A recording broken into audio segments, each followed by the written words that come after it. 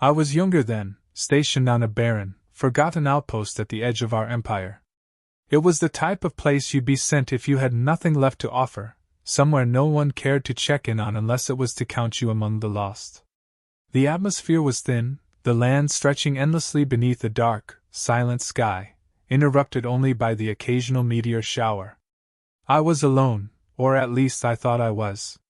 It began with a faint disturbance. Out there, where even the smallest sound could carry for miles, I heard something, a distant crunch, then a soft scuff against the dust-covered rocks.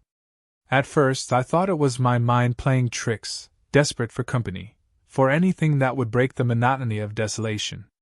But then I saw it, a figure moving slowly, almost casually, across the horizon, backlit by the faint light of a faraway sun. The figure drew closer, and as it did, I felt an unexplainable chill crawl up my spine. I couldn't quite make out the details at first, only the shape, a tall, upright creature, covered in what looked like foreign materials, protective gear perhaps. But even through the thick haze and distance, I could feel its presence in a way that defied all logic. My kind was familiar with countless life forms, each catalogued and studied, their strengths and weaknesses laid bare. This one, though, was something else. Something different. They moved with a purpose, a stride that was both unhurried and yet wholly deliberate, like they knew exactly where they were going and had no need to rush. This creature was a human, a word that struck fear even in the minds of those who had never seen one. The tales I had heard from veterans and survivors flashed through my mind, stories of impossible endurance, of near supernatural resilience, of a kind of madness that drove them forward when others would have fled or died. As I stood there, frozen by a mix of curiosity and dread, it stopped. The human turned, and for one terrifying moment, its eyes met mine across the distance. It was like looking into a void, but not an empty one. This was a void filled with intelligence, intensity, and a kind of fierceness I had never seen before. Those eyes weren't just looking at me, they were sizing me up, assessing, calculating, as if measuring what I was worth. And in that gaze I felt a truth that chilled me to my very core. I was nothing to this creature. A mere object, a curiosity. A long, painful silence stretched between us, and in that moment, I became acutely aware of how exposed I was. It was as if the human could see everything about me, my fears, my flaws, the weaknesses I had tried to bury. I found myself holding my breath, as if breathing too loudly might provoke something I couldn't comprehend. There was no weapon in sight, no aggressive stance, and yet, every fiber of my being screamed at me to retreat, to run as far from that gaze as I could. But I was paralyzed, a prey caught in the stare of a predator who knew it held the power. Slowly, almost imperceptibly, the human inclined its head, acknowledging my presence in the subtlest of gestures. And then, just as suddenly as it had stopped, it turned away, breaking the connection with an ease that felt almost dismissive. I released a breath I hadn't realized I'd been holding, feeling a tremor spread through my limbs. The human walked on, as if our encounter meant nothing, as if I were less than a passing thought in its mind. In that single moment, I felt the weight of our civilization's clash, my own society's obsession with order, hierarchy, and control, and theirs, a species that defied all expectations, one that thrived on chaos and possibility. And as it walked away, I couldn't help but feel an overwhelming sense of dread. I had just glimpsed a force my kind had never understood, one that could not be caged, predicted, or controlled. And as I stood there, watching the human disappear into the shadows of the landscape, one thought echoed in my mind, clear and unyielding: this was not a creature to be trifled with. Back at the outpost, I couldn't shake the encounter. The human's image lingered vivid, imprinted on my mind like a burn. Alone, I tried to analyze, to rationalize the creature's presence. My training and every bit of knowledge I'd gathered told me that humans, while unpredictable, were merely resourceful survivors, thriving against the odds of a chaotic universe. They were a puzzle our scientists had studied from afar, a species always on the periphery of our interest, a minor factor in the grander schemes of the Empire. But now, with that direct contact, I realized how naive our assumptions had been. I could still feel those eyes on me, that steady, unblinking gaze that seemed to look beyond flesh, beyond form. Humans had always been a mystery, but my people's elders had insisted they were nothing more than brutes with limited technology, creatures who thrived solely on an insatiable will to survive. Yet standing there, in the wake of our encounter, I sensed that our knowledge had been painfully insufficient. I began observing carefully, from a distance. The human had settled nearby, setting up a makeshift camp with materials and tools whose purposes I could only guess at. Nothing extravagant, nothing that screamed sophistication, yet each item had a specific purpose, a clear function. It was as though each object were an extension of the human's will, each move a piece in some incomprehensible strategy. The ease with which they moved, the precision of their every action, it contradicted the primitive image we had formed of their kind. My people had catalogued humans as a species with high adaptability but had failed to grasp what that meant. It wasn't just physical resilience. It was something in the way they thought, a restlessness that seemed to fill the air around them. The human shifted constantly, never fully at rest, eyes scanning, mind working, as if every second was calculated, not a single moment wasted. It was a focus that wasn't bound to survival alone. It was something deeper, a drive that was equal parts unsettling and awe-inspiring. Watching from the shadows, I couldn't shake a feeling of inferiority creeping up inside me, one I tried to suppress with reason. Our empire was vast. We were the apex of civilization in this part of the galaxy. Yet this human, alone, without backup or reinforcement, exuded a level of control I had never seen in any species. There was something terrifyingly efficient about them, like they were always prepared for something my mind couldn't grasp. My heart pounded with a strange anticipation, a sense of being outclassed in ways I hadn't anticipated. What did they know that I didn't?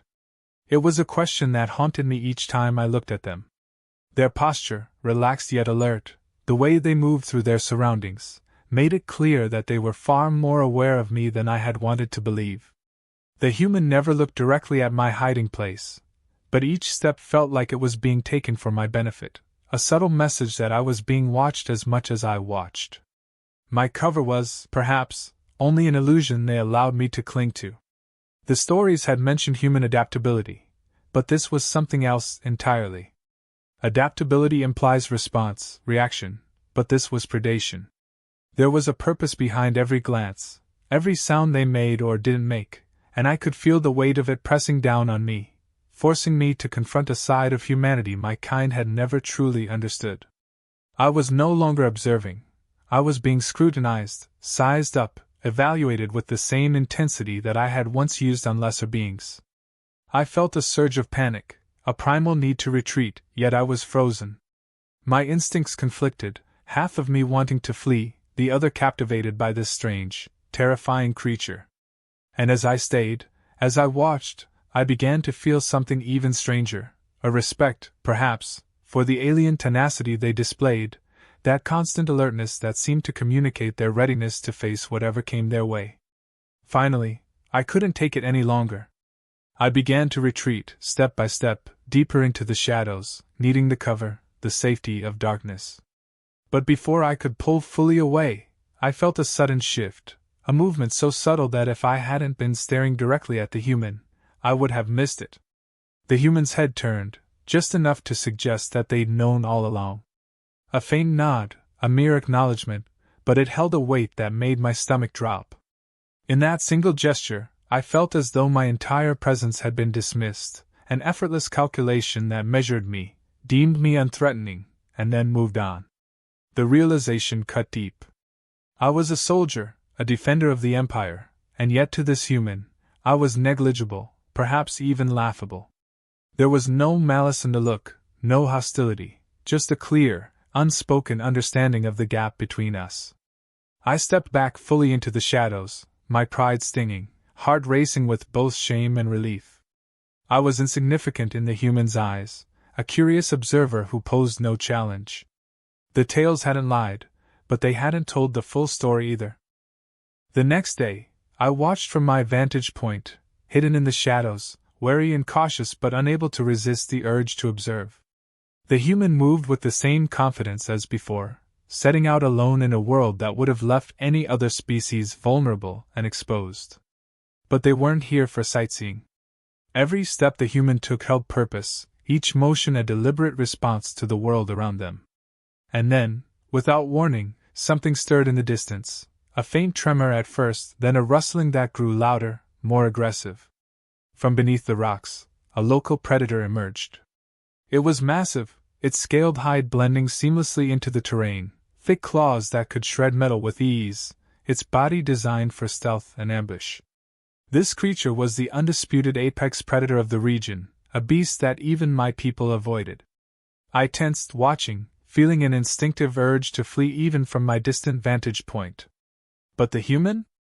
They merely paused, eyes locking onto the beast as if calculating the best approach. I expected them to turn, to retreat, anything that would acknowledge the threat before them. Yet there was no fear in the human stance, no sense of weakness. It was as if they had already considered this moment, and knew exactly what to do. They shifted slightly, just enough to widen their stance, adjusting their grip on a strange device I hadn't seen them use before. The beast charged, a blur of scales and claws, moving with a speed that seemed impossible for its bulk. I held my breath, unable to look away, certain this was the end.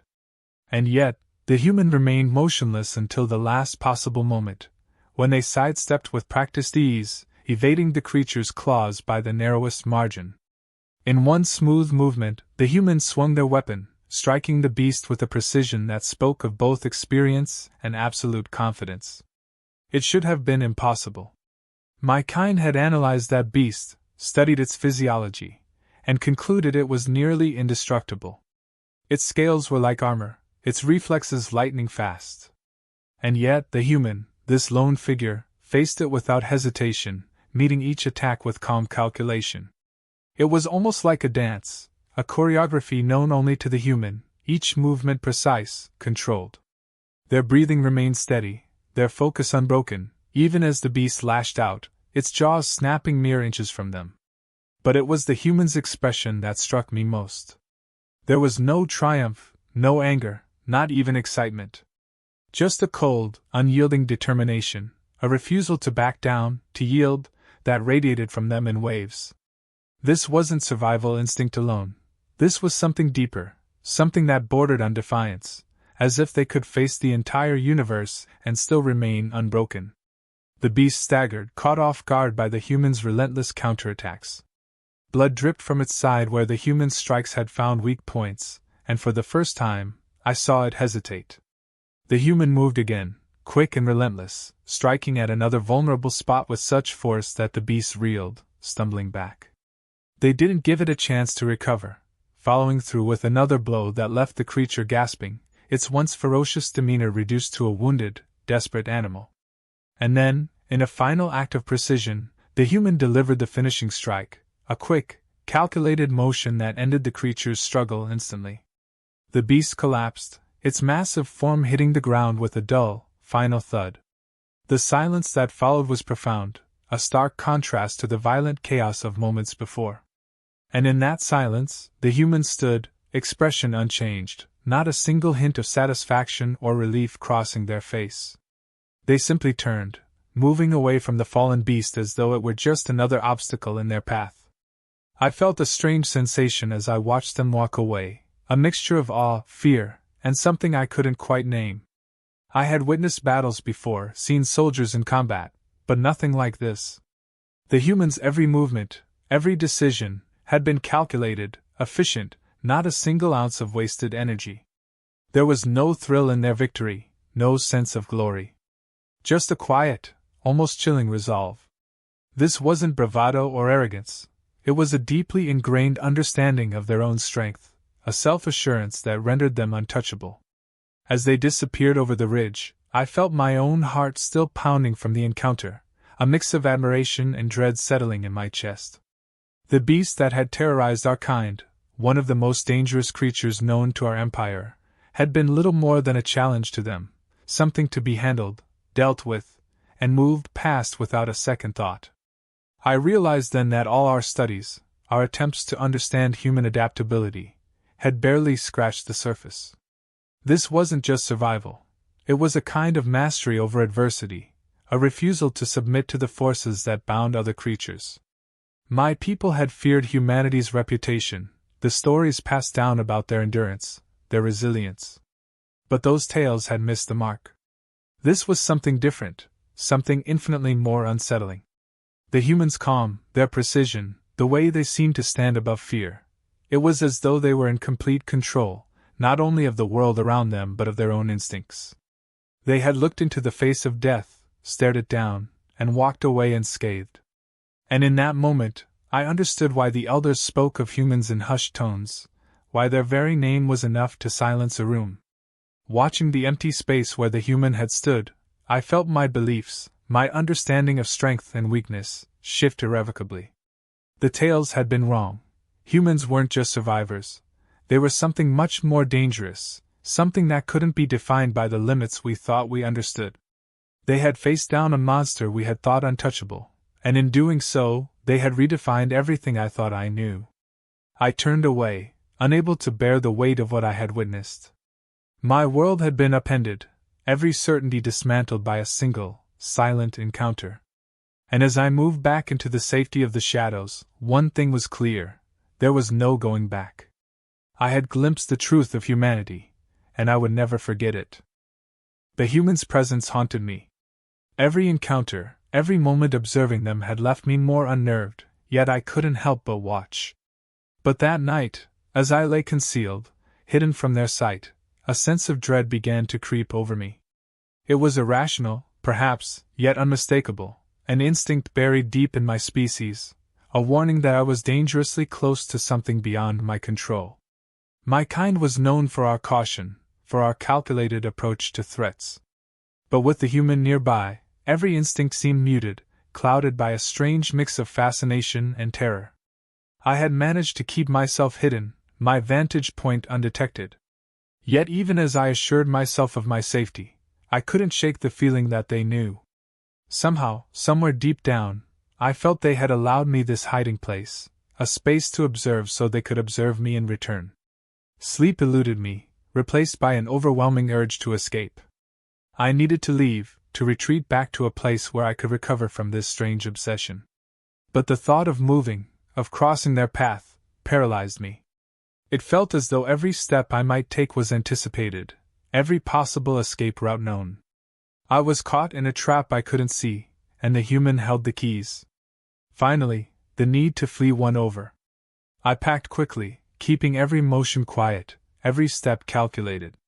The ground beneath me seemed to echo with my every movement, as if conspiring to give away my position.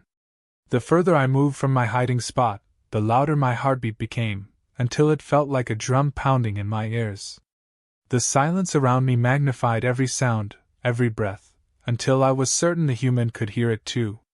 My pace quickened, despite my attempts to keep quiet, each footfall taking me further from the place I had hidden. I just needed to get far enough away, to feel the distance between us. The darkness offered me comfort, a cloak against the invisible gaze I could feel pressing down on me. But as I moved through the shadows, I caught a glimpse of movement ahead, a shift, subtle yet undeniable. My heart stopped. The humans stood there, partially concealed by the shadows, as if they had been waiting for me. I froze, feeling the familiar terror rise within me.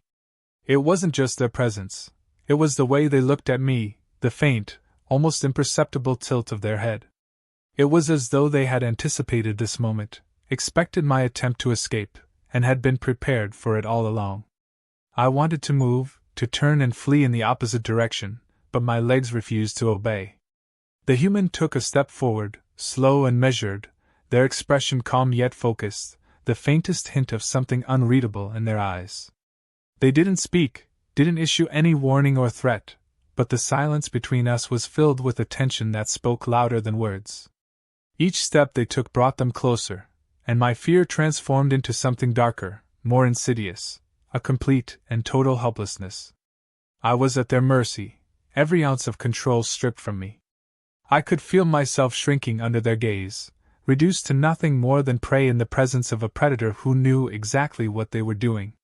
It was a calculated dominance, a quiet assertion of power that didn't need words to be understood. I began to back away, but with each step I took, the human matched it, mirroring my movements as if to remind me that there was no escape.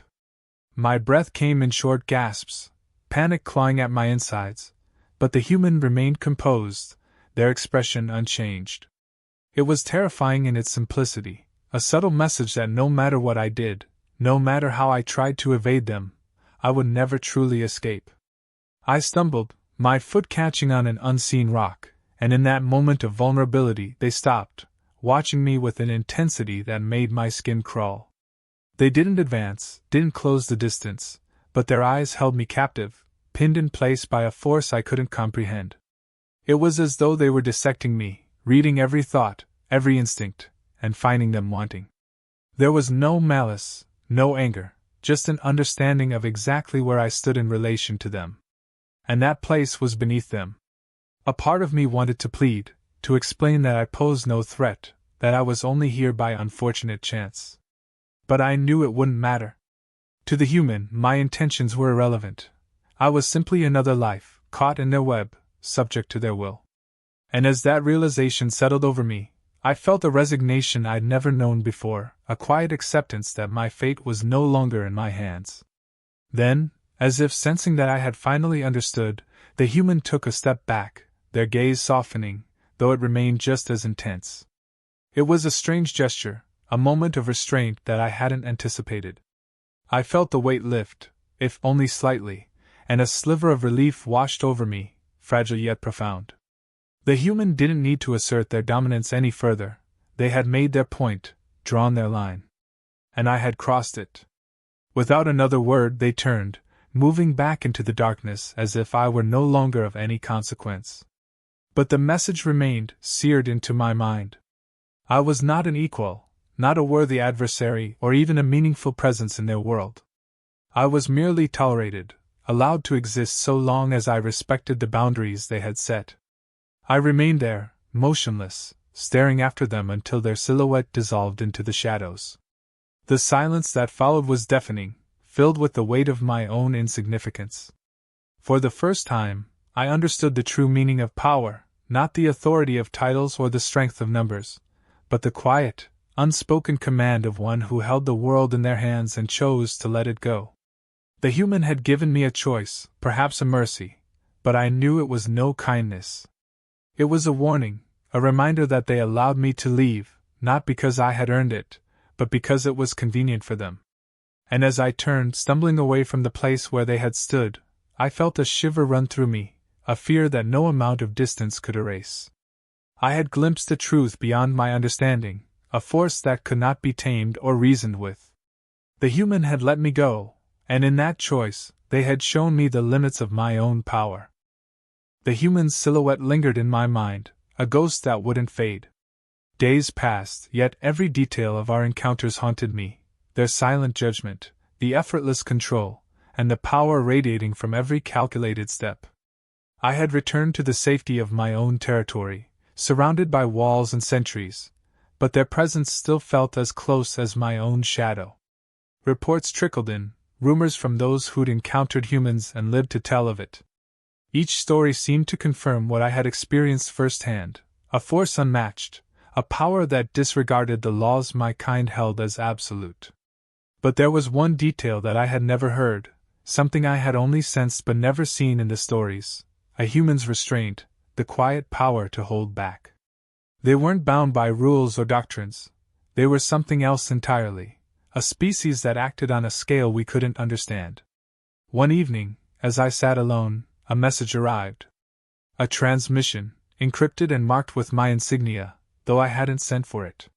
When I opened it, a familiar face appeared, the human's face. They had found a way through our systems, bypassed protocols that we had believed unbreakable. They looked directly into the camera, their expression as intense as I remembered, but now, they were speaking directly to me. "I let you leave," they began, the words heavy with a purpose I couldn't fathom. "Your kind should understand that.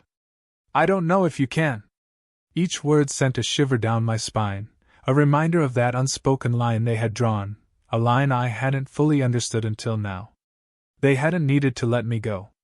I had been at their mercy, and they had granted me a second chance, a chance to walk away. They paused, allowing the weight of their message to settle, and continued, their gaze unwavering. Your people look at us like a puzzle to solve, a mystery to dissect. You analyze, categorize, try to fit us into your understanding of power. But we're not part of your game. We are the consequence of survival beyond limits. Their voice was calm, almost conversational, but each sentence felt like a blow, forcing me to confront the depth of our ignorance. We had tried to reduce them to a list of characteristics, traits we could catalog and contain. Yet here they were, speaking directly to me, delivering a message that defied all our assumptions. We don't seek war, they continued, but we don't fear it either. And if there's one thing you should understand, it's this: we are always prepared. We won't strike first, but if you provoke us, we'll show you why that's a mistake. The implication was clear, a warning, a promise. My kind had viewed humans as an enigma, a variable to control. Yet here they were, speaking plainly, their tone unwavering, reminding me of their capacity for action beyond reason, beyond prediction. They didn't need elaborate schemes or manipulative ploys. They had a confidence born from survival, a strength that refused to yield to anything but their own choice. You think power lies in control, they said, almost as if reading my thoughts.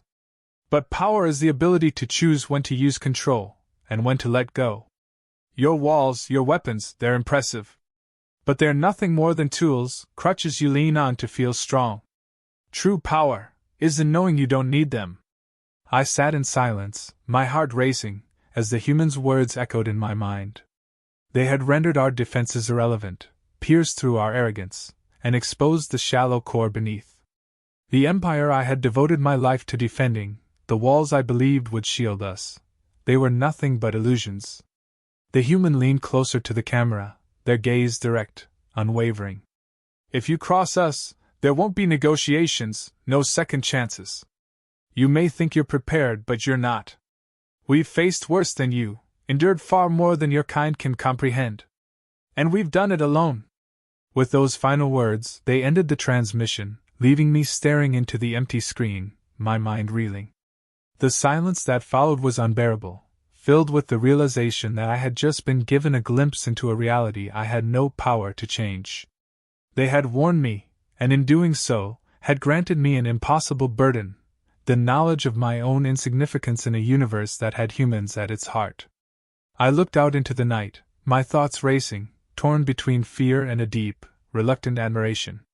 The human's message was more than a warning, it was an invitation to understand, to realize that we had been blind, that our notions of superiority had left us vulnerable.